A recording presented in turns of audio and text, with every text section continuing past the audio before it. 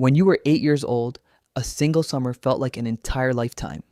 The days stretched on forever, endless afternoons, long nights. But look at you now.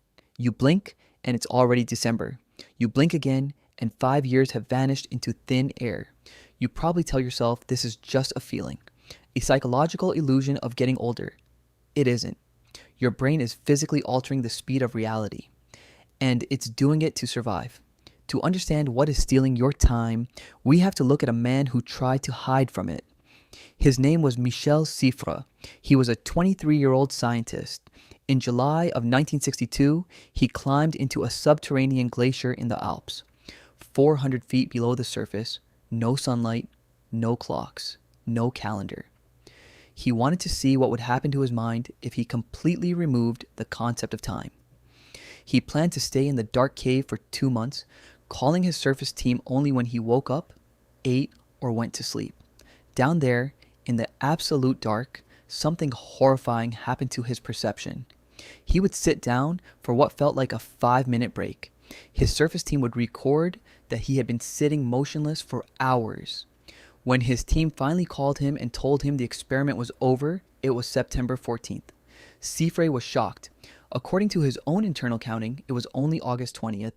His brain had literally deleted 25 days of his life. Where did that time go?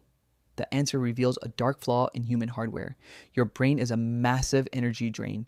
It weighs about 2% of your body weight, but consumes 20% of your total calories. To keep you from starving to death, your brain has to cut corners. So it uses a mechanism called neural adaptation.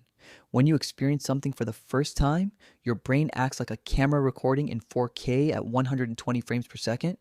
It captures every smell, every color, every tiny detail. It burns calories to write the data. That's why childhood felt so long. Everything was new. The camera was always rolling. But what happens when you do the exact same thing twice? Your brain stops recording. It realizes it already has the data, so it shuts off the camera to save power. Think about your morning commute. You have driven that same route 100 times. You know every turn, every pothole. So when you get in the car, your brain turns off.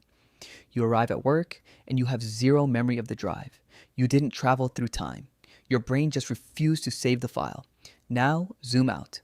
If your brain deletes a drive to work because it's routine, what happens when your entire life becomes a routine? Wake up, drink coffee, go to work, stare at a screen, go home, scroll, sleep, repeat. This is the hidden cost of adulthood.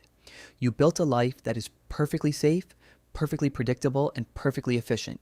And because it is predictable, your brain has stopped recording it. Your weeks blur into months. Your months compress into a single, tiny memory file. But this isn't just an accident. It is a system. The modern economy thrives on your predictability. Corporations want you in a routine. They want you buying the same coffee, taking the same train, scrolling the same infinite feed. Because a predictable consumer is a profitable consumer. You traded the length of your life for comfort. And the system happily took the trade. Michel Siffre figured this out in the dark. Without the sun, without change, his brain compressed weeks of nothingness into a few short days. He was experiencing time exactly the way a modern adult does. A dark cave of routine. But there is a way to break the mechanism. If time accelerates because the brain stops recording, you can force it to hit record again. All it takes is novelty, unpredictability. Take a route to work you have never taken. Talk to a stranger. Eat something you hate. Learn a skill you are terrible at. Force your brain to process new data. Force it to burn calories. The moment you step out of your routine, the camera turns back on. The frames start writing. And suddenly, time slows down.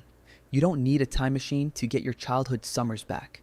You just need to stop living on autopilot. Because the truth is, time isn't running out. You are just running out of first times.